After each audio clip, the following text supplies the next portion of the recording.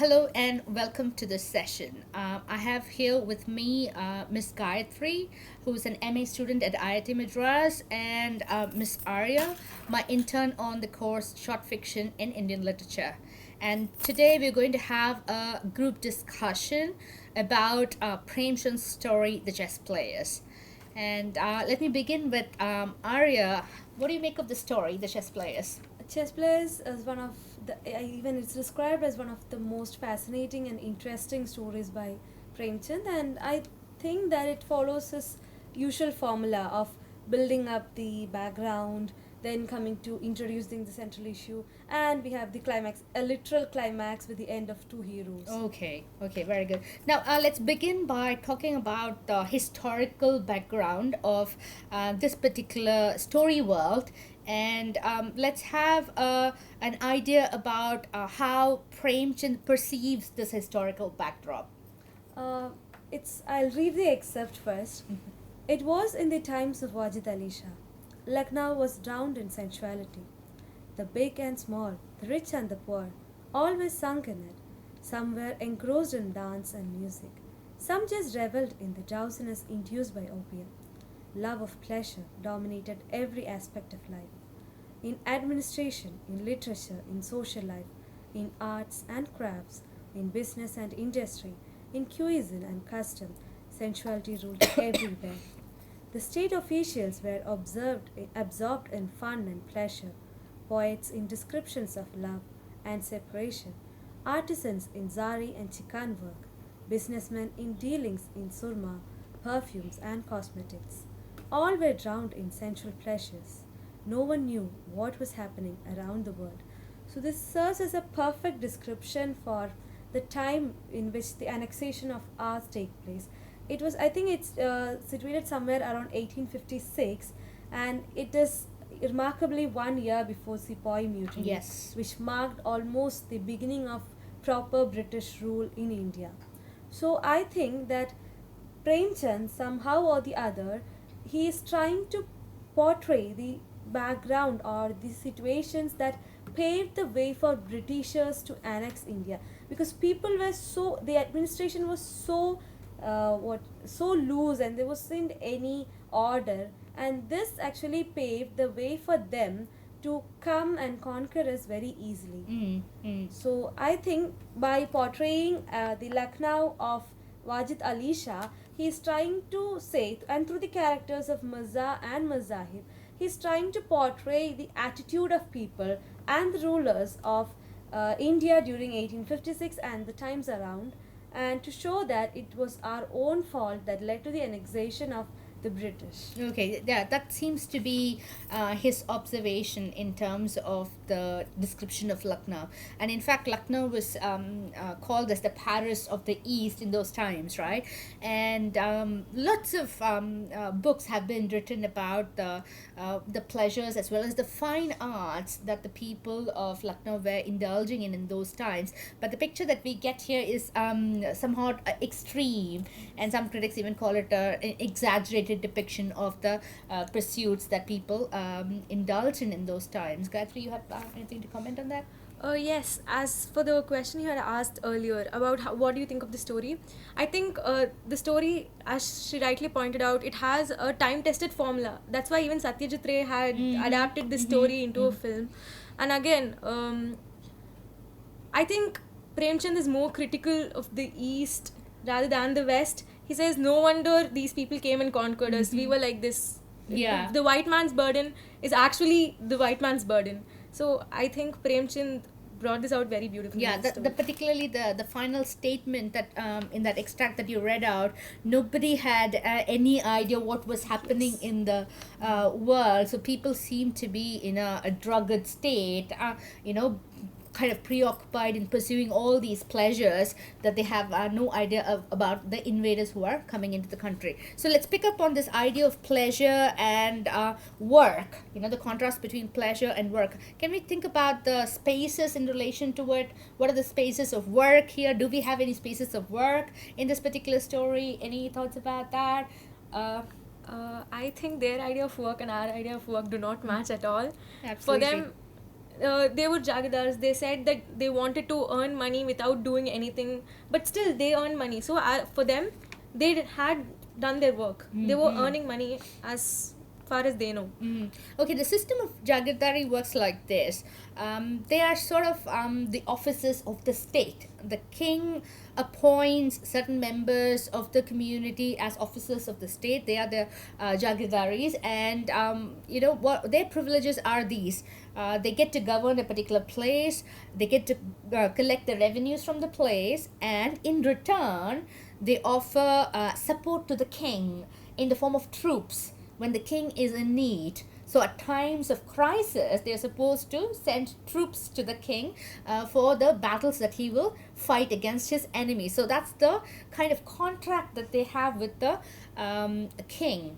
And if you remember, at one point in the story, there is a reference to this idea of Jagirdari, and one of the messengers, within quotes, makes this comment. Can we come back to that extract? It's a very interesting comment. And that tells you, in essence, what exactly is this particular system that the Muslim rulers adopted and practiced in our country. Is this when the messenger Yes, comes and asks him? Can you read that, please? One day, the two friends were submerged in the quicksand of chess when an officer of the king's army came riding on a horse asking for Mir Sahib. Mir Sahib was stunned. What was this? Why these summons? This was no good. He shut the doors and said to the servant, "Tell him I'm not home." "Where's he if not at home?" asked the rider. "I don't know. What's the matter?" asked the servant. "I can't tell you. He has been summoned. Maybe he has to provide some soldiers for the king's army. Jagirdari is no fun. If he has to go to the battlefield, he'll know what it is." Exactly.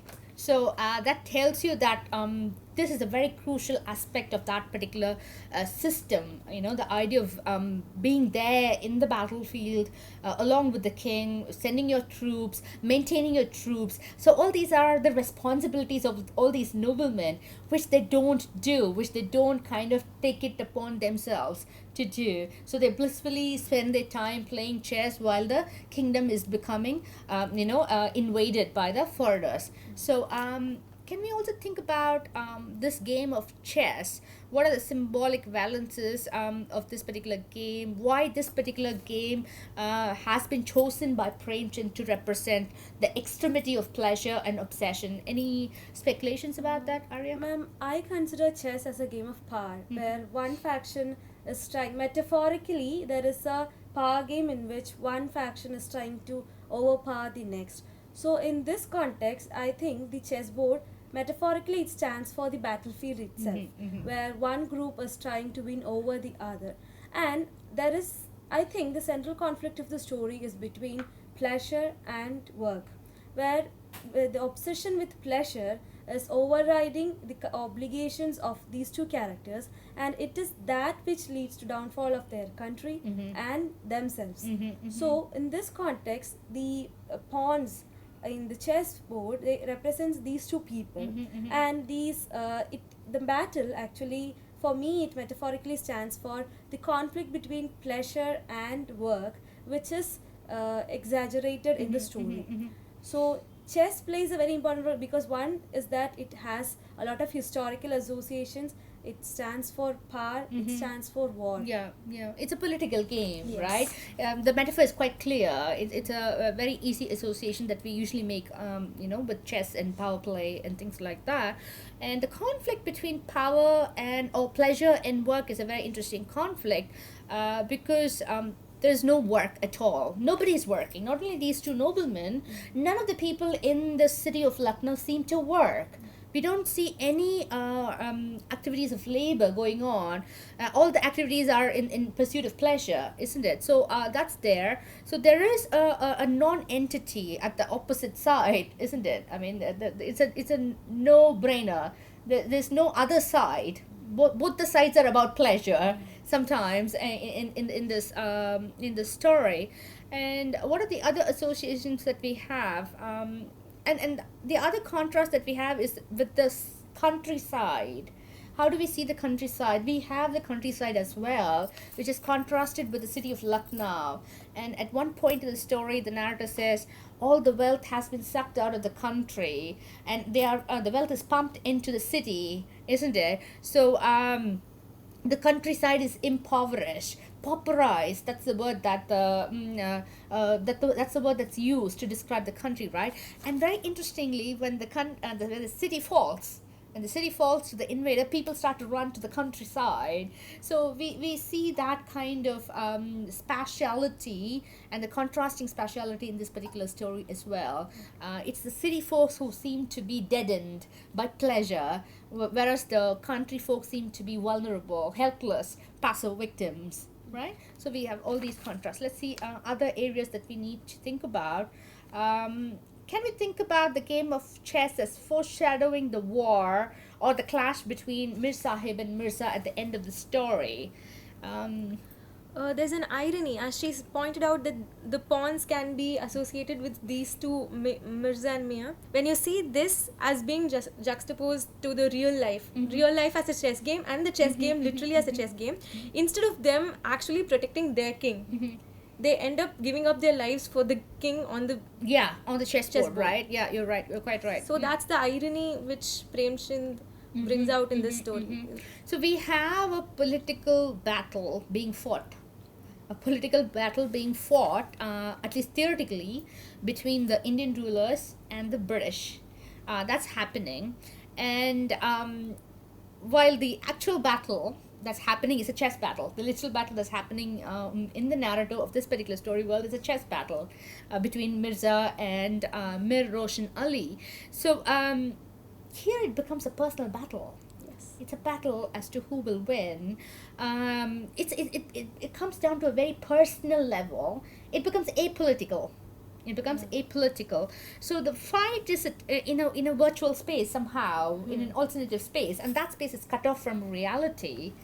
And the funny thing is, when you actually see the city fall, when the British forces are there in Lucknow, and these two noblemen, they kind of sneak out of their homes like thieves, and they don't want to come across or bump into any of the king's soldiers because they're worried that they'll be taken away and be forced to kind of fight, or they'll be questioned somehow. So it's a very, very interesting thing. Again, the idea of the contrast between work and pleasure. It's pleasure, and obsession with pleasure. It's kind of an escapism into pleasure at the cost of the reality. And the reality is the political struggle going on between the Indians and the British. And we have a British resident who is kind of threatening the folks, the local people, saying that if you don't pay the taxes, you will have to pay the consequences, you'll have to see the consequences, and nobody is listening to all those threats. So the British presence is there, the resident. There's a reference in the story to the resident as well, but these noblemen are not taking any kind of hint. So it's a very, very interesting story in that context, where they are kind of cutting off themselves from reality, isn't it? Okay, so let's look at the women in the story. Mirza's Begum, she's a very interesting character, and you say that she is the queen of the kitchen. That's a nice speculation, but it's mentioned that she's helpless in front of the husband. She becomes really helpless. She doesn't react really terribly in front of the husband. Yet at some point of the story, she rules over him and throws away the chessboard. And how dominating is she?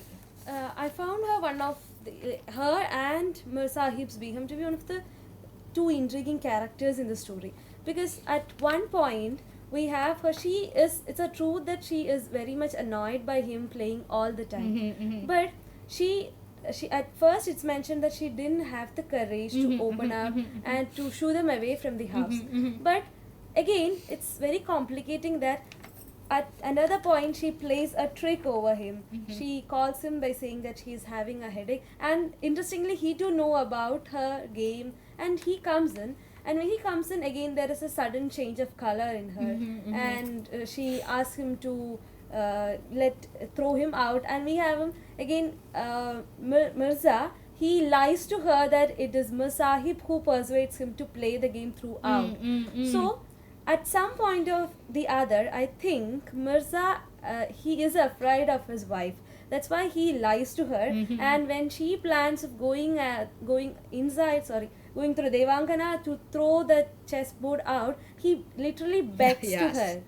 And like her, we have Miss Sahib's wife. Miss Sahib's wife, it's really mentioned that for some reason or the other, she didn't want her Yeah. husband to be there at home. And even she plays it. Both women are portrayed as tricky or cunning. She plays a trick. She sends a messenger to because she wants him out. Yeah, yeah, So, we'll come to that. I found that his portrayal of women as tricky over here. He portrays them as very cunning, and they know how to mold things and how to wind them around. Get what they want, Yeah. basically.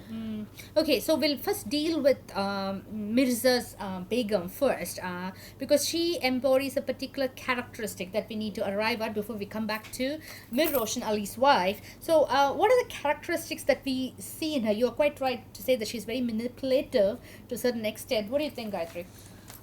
There's this very interesting statement by Mir Sahib who says that women are delicate. If I Yes. quote it, why don't you go? Women are Yeah. delicate things. So I think we should talk about the attitude of the men towards the women of their home. They know that they're going to be, they are answerable to them. Yes. But outside they portray as if they control them. And again, there's one more. After all the fiasco which she does, he goes and again explains to him, explains to Mir Sahib, and there's one more very interesting thing that he says: let her shout, she'll get used to it in a few days, but from now onwards, be a little tough with her. Yes. So this attitude is very, it's a facade, is what I think. There are several things here. One is the stereotype that you mentioned, that women are delicate things, and Mirza knows that women are not delicate things because his Begum literally throws the chessboard out of the guest house and flings the pieces, and really creates a scene, and Mir kind of slinks away like a thief again when she hears the sound of the bangles. That's what he says: when I heard the sound of the bangles, I thought something was wrong, and I left. So that's where one interesting incident where there's a lot of irony and that subversiveness in women are made manifest. So that's one thing. The other thing is she's very, very, some critics call her as a very selfish, self-interested, self-centered woman because she wants to dominate the attention of the husband. That's the criticism pointed at her. But we also need to see that this guy has been playing this game of chess all day long, and she doesn't even get the chance to scold him, I mean, he starts playing before she gets up and goes to bed, and he continues to play. So that sort of thing is something that makes it very dysfunctional domesticity in their household. So we need to make note of that too. And in terms of Mir Roshan Ali, he has a wife who seems to be very, very courteous, very pliable, very concerned about Mir Roshan Ali, right? So through her, he thinks that he has got a really sober, sedate, moderate wife, which is probably why he says that women are delicate things. Maybe, that could be a source for that. And that could also be a source for him being confident while giving advice, while meting out advice to Mirza. Yes, absolutely. He might think that he has a wife and she's good, so he has done a good job of taming her. Yes, he has trained her perfectly, and he says that you don't have to worry too much about it. She'll get used to it. That's what he said. Yeah, that's what he says. Is that right? Ma'am, I would also like to point out the stereotype. Like you mentioned that women are stereotyped as delicate things, but Premchand, I think he wants to show that they are appearing to be delicate, but on the other hand, both these women are manipulative. So there may be a stereotypical representation in that manner too. This one, Mir Roshan Ali's wife is extremely tricky, right? She's like a trickster character that we see in all those folklores and fables, right? And she employs a messenger, a fake messenger, and this messenger kind of pushes the husband out of the house along with his friend and the chessboard, and that's a lot of dysfunctionality that we see in that particular domesticity too. None of the homes are perfect here. There's a dearth of affection, genuine bond across the landscape of Lucknow, which we see represented through these homes. So any other things that you would like to add about Mir Roshan Ali's wife? I would also like to point about his domestic space as such. Mhm. We have the servants over there. Again, I would like to point out the conflict between pleasure and conflict. Here, the irony is that we have this home which is transformed into Mir Sahib's place of pleasure, whereas for his servants, they were persuaded to do work. It's clearly mentioned that till that point of time they enjoyed their time there. They didn't want to do anything seriously, but with these two men playing there, their place of pleasure became a place of work for the servants, because they need to cater to the needs of these two men. So both of them, they didn't comply to Mir Sahib, instead they are complying to his wife, because I think in some way or the other the servants are too aware of his wife's intention. And again, there is a hint about a secret affair going on in the life of Mir Sahib's wife, because it's always mentioned that she wants him out of the house, and it's quite intriguing. Yeah, it's a interesting episode that she plays out, isn't it? She wants the husband out because the narrative is clearly suggesting that she's carrying on an illicit affair with this messenger, most probably. That's one of the reasons that she wants the husband out. So again, the house is kind of turned topsy-turvy. The social order is subverted, and it is subverted through the agency of the woman who is supposed to uphold the social order. So there's a lot of subversion going on there. And in the context of the servants, a very interesting point that you make about how the space alternatively becomes a space of pleasure and a space of work. The servants are supposed to work, right? That's the job. That's the job in that particular point of time. Let's stick to the historical time. The servants are supposed to run errands, supposed to fetch things, supposed to give them pans to the masters, supposed to bring the hookahs. That's their job. That's the responsibility. And just like the masters, the servants are also just rejecting work. They're also rejecting responsibility, and that's probably because they're kind of imitating the masters. They're mimicking them, so they're kind of mirror images. So the servants are kind of mirror images, and again the wife rejecting the responsibility of a devoted, loyal wife. She's rejecting her place, her position, her role, probably because the husband is doing the same. He's rejecting his responsibility towards the state, towards the home, towards the society. So we can see a rejection of responsibility all around, which is why the city of Lucknow is somehow kind of caving in on its side, right, on itself. It's kind of self-deconstructing, self-destructing, and that's happening very passively, very quietly, right? It's a very, very interesting thing. So what about the conflicts? The chess players has a lot of conflicts, and how do the conflicts contribute to the revelation of the central message in this story? What are the conflicts, do you think? While they play, we think that both of them are friends, they're very amicable to each other. But there was this one statement in the story when Mirza was talking to his wife and justifying that Mir is the one who's actually, and he says that he's 2 ranks above him. So again, there's this social order that comes into picture, and even though both of them are playing for pleasure and both of them are doing no work whatsoever, there's still that idea of he's above me, he is below me. Yeah. The superiority and inferiority, the power complex again plays into this. I think that's one of the conflicts which go on. The social conflicts, the concept of hierarchy, and to maintain the hierarchy, what are the things that you need to do? That's something that's there. And the wife says, is he feeding us? He's not feeding us, throw him out, so she has a different way of approaching the problem. She comes down to the basics. You're a nobleman, he's a nobleman, he's not feeding us, so we don't have to oblige him. What about the narrative conflicts in the story, Arya? First of all, I would like to say that, as I mentioned earlier, there's a conflict between pleasure and work, and that's the reference to sensuality in the beginning. It actually points at a place which is drowned in pleasure, with people having no reverence to the order or the system. And there are some literal conflicts in the story, the one between the intentions of Mirza and his wife, Mir Sahib and his wife. And I think that the game of chess, it's actually mirroring, or it's a metaphor to the conflict that is happening in real world. And when the game intensifies, on the other hand, we have the invasion, which is intensified.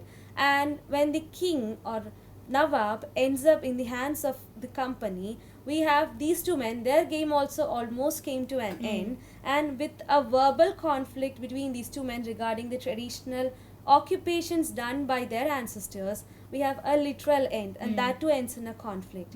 So I think that it proceeds through a set of conflicts. Both literally and metaphorically. Quite right. So let's pick up on the. So you mentioned the social conflicts. Conflicts brought about the social order, and you mentioned again the idea of conflict between work and pleasure. So the people of Lucknow are immersed in pleasure, while the work seems to be done by the English East India Company, which is gradually kind of taking over one region after another on the Indian subcontinent. So they seem to be the ones who are doing the real work, literally kind of invading with their force. So that's one work. And we have the conflicts between Mirza and the Begum. We have the conflicts between Mir and his wife, which is not apparent to him. And we have a conflict between these two noblemen and the king, because they are not doing their part of the job, right? They are not agreeing to honor the contract by supplying the troops. So that conflict is there as well. And we have the conflict between the two men themselves, as you pointed out, that it's a metaphorical reflection. So these two men often have conflicts, they quarrel, and then they stop the game, they go home abruptly, and once after, they get up in the next morning, they kind of make it up, and then they start again. So this set of conflicts seem to kind of gather in force, and at the end of the story, it's a full-blown fight, a physical fight, right? But if you want to just reduce it into a simple narrative trajectory sort of conflict, we have Mir and Mirza being thrown out of their home, out of Mirza's home. That's the first conflict. So they lose that space. Mirza's space is lost. And then we have them playing in Mir's home. And that space is lost again because they are thrown out through the machinations of the wife again, indirectly. So the wife throws the husband and the wife again, husband and the friend again. And then they come to the banks of the river Gomte, right? And then it's a conflict again between the two of them. And they witness the real struggle happening, the cloud of dust that's kind of raised by the horses coming into the city. And then there's a verbal conflict between the two at the end of the day. When they lose, when one person is on the losing side, he's interested in the politics. When the other person is on the losing side, he is interested in politics. So it's like a mood swing, isn't it? And then they finally lose their lives and the place again. So it's a very, very interesting narrative progression towards that psychological climax that you wanted to bring up, right? So it's anything else you want to add to, Arya? No, ma'am. I think that, as she mentioned, the psychological we have a clear mentioning. The narrative actually, through the conflicts, they builds up the psyche of the two characters. With one who, again, at one point, Mirza seems to be loyal to the Nawab. He says that when the company is trying to conquer the Nawab and their place, he is interested in that game, like the game of real politics, whereas Mir Sahib is preoccupied with his game. This can be connected with the first reference, where Mirza, he tells his wife that he is the one who persuades me. So whether he tries that to console his wife or not, but at the end it proves to be somewhat true. The thing is, we need to remember that these two men are hypocrites. Absolute hypocrites. That's what the narrative kind of suggests, and especially the last conversation about when one person is winning the game, he doesn't want to be distracted by information about the political downfall of the Nawab. So he says, you worry about your king, forget about the other king. We can think about it when the time is right. So because this person doesn't want to be distracted from winning. And towards the end of the story, Mirza is constantly losing. Apparently he lost 3 times consecutively, and he is really upset and he's really angered, and he tries to distract by talking about the imprisonment of the Nawab and how he has been taken prisoner by the company and things like that, whereas Mir is not interested there. He wants to focus on the game. And then from there, it kind of, spirals into a conflict about chess etiquette. He says you can't just, take such a long time to make a move. And from the chess etiquette issue, it becomes a quarrel about each other's nobility, ancestry, and things like that. So the conflict arises literally from the chessboard for these two individuals who are apolitical, who are completely indifferent, totally indifferent to the political turmoil, the shift that's happening, the transfer of power that's happening. And they kind of, and that's what, can we read the last closing passages in the story? Because Premchand's narrative is extremely sarcastic and bitter. The last, this extract, both friends. Both the friends drew their swords from their hips. It was the age of chivalry. Everyone was equipped with a sword or a dagger. Both friends were pleasure-loving, but no cowards. They had become devoid of political will. Why should they die for kings or kingdoms? But they were not deficient in personal courage. Both of them fought on, and fatally wounded, died writhing in pain. They who could not spare a single drop of tear for their king died defending their vases on the chessboard. It was getting dark. The pieces still lay on the chessboard. It was as if both the kings sitting on their thrones were shedding tears at the death of these warriors. Silence reigned all round.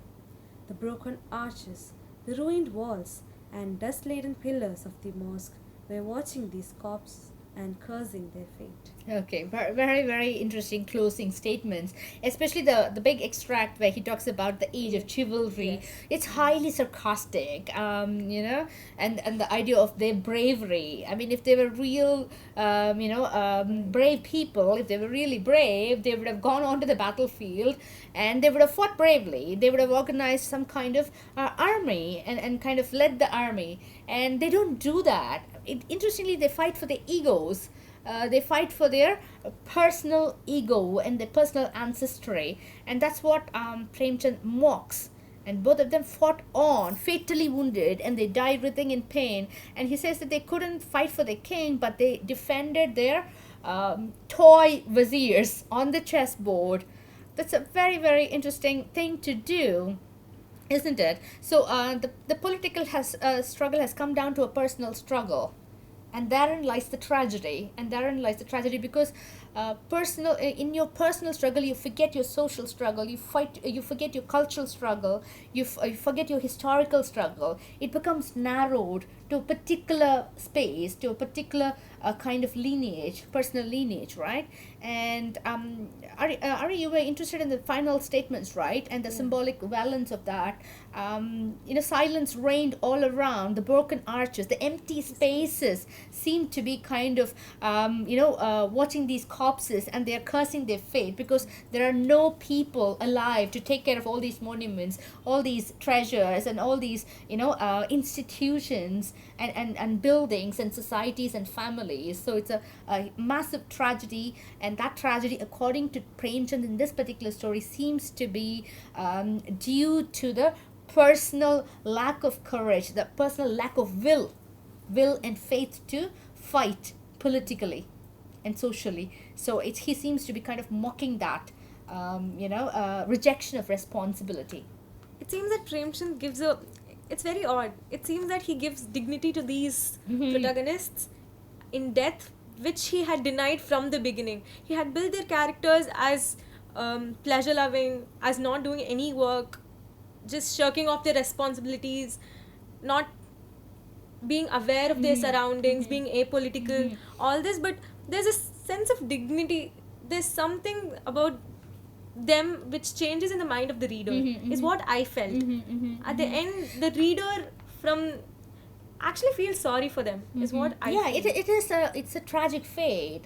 The obsession with the game, that kind of life in a fantasy world of chess, this all day, everyday chess playing, has somehow restructured the psyche in such a way that they've become cut off from all these social, political, narrative trajectories, and they perhaps are really noble, courageous men on their own, but they kind of shift or change their direction in such an extent that it becomes almost like a Don Quixote kind of thing. You don't know what you're fighting against, and your fight seems to be in vain. It's an empty battle that you fight. It's an empty death that you die. It could have been a courageous fight, but ultimately for what? What's the productive aspect of that kind of death? It seems to be a useless death. That's what the archers and the mosques and everything seems to feel sorry about. So it's a valor, but it seems to be a pointless valor somehow, and which is what kind of annoys this third person narrator, who is very, very bitter and sarcastic about these two figures. And I really also agree with the critic that you mentioned about this being an exaggeration. It's an exaggerated society that we have on this particular short fiction. Another speculation, I might be way off the track, but till now, whatever they've done, it's only on the chessboard. And in real life, it never had any consequence. Their actions did not have any consequence. So, when they took their swords off in a very impulsive sort of way, I think that they still were in the, which you said, in a virtual world where they're cut off from reality. I think that they still did not think of the consequences it might have. They were not, I don't think they would have been ready to fight if they knew at the end of that battle they would lose their lives. There's this one statement, I'm not very sure if it's Mirza Mir, but he says, who would want to go to the battlefield and die an untimely death? Yes. That would have been a death with dignity. But this one was a very impulsive, very, as you said, a very pointless sort of battle. So this action and consequence is what... Yeah, I mean, they kind of represent the state of or the psyche of Lucknow at that point of time. And if you remember, the narrator says that even a beggar in Lucknow would prefer opium to bread. That's the state of Lucknow. That's the psyche of Lucknow at that point of time. It's an exaggerated representation, all right, but that's what Lucknow is in the perspective of Premchand at this point of time, which is why this action seems to kind of match. And interesting, sometimes we can't make out who said these lines because they're all mirror images of one another. Mir Roshan Ali and Mirza, they're interchangeable because the attitudes are all the same. And they don't have individual identity, so to speak. Very, very basic differences are there. You know, the difference in names, the difference in the wives that they have, and the different ways that they're manipulative. But almost all the characters in the story are weak, passive, manipulative, tricky. We don't have a healthy picture here at all. From the messenger to the servants to the wives, the social order is crumbling, and that is the state, according to Premchand, in this particular story at 1856, when the king of Oudh was taken away as prisoner by the English East India Company. Ma'am, from the end, can we also make out that these people were totally isolated from the real world, and everybody was so, because people were drowned having opium and all. So we have only inanimate things like sword, dagger and monuments to mourn their death. Very good. No real person is there to mourn their death. So this also can be a critic on that. Yes, absolutely, because the city was sleeping. And it's not a healthy rest. It's not a kind of a commendable, admirable rest. They're all kind of sluggish. That's the interpretation that we need to take away. So they were kind of unconscious or kind of drowned in their opium-induced sleep when the king has been taken away. So what's left? Only these broken arches and decrepit mosques to kind of mourn over the loss of a particular way of life itself. And if you notice, these characters are increasingly becoming literally isolated from Mir's home, where he's surrounded by all these servants and the wife and everybody. They've gone to these margins, to an isolated bank. So they've kind of literally lost the connection with society. And final stage is the death that they bring upon themselves. So you very quickly mentioned that the death of the soldiers was the death of that way of life. And I think it's very true, because as the East India Company was coming there and the king has been dethroned, so again there'll be people who will be starting to work, actual work after this. So the death of these soldiers do depict the death of the way of life Yes. of Lucknow till then. And there is also a kind of a migration from the city, according to this particular story, from the city to the countryside. So there's a evacuation sort of atmosphere is created in this particular short narrative by Premchand, and that's again very interesting to kind of literally leave the space behind, the space which you have kind of occupied for generations, and you quit it. And the responsibility seems to be within you. Your passivity, your inaction seems to have brought it on yourself. It's a very simplistic kind of formula that Premchand is playing here in I the told story. you so. Yes, and you are the ones who are responsible without considering the kind of interventions of the East India Company, the complications of this political game. This game is highly complicated. The game that the British East India Company plays with the local rulers in order to wrest power, it's way too complicated. But in this story, it's kind of reduced to a very simple formula where just because you've been irresponsible, just because you've been addicted to pleasure, your life has been taken away, you've lost your lives, and there is nobody to blame but yourself. So let's kind of wrap up this conversation here. And thank you, Arya, thank you, Gayatri, for a very stimulating conversation. Thank you for watching. We'll continue in the next session.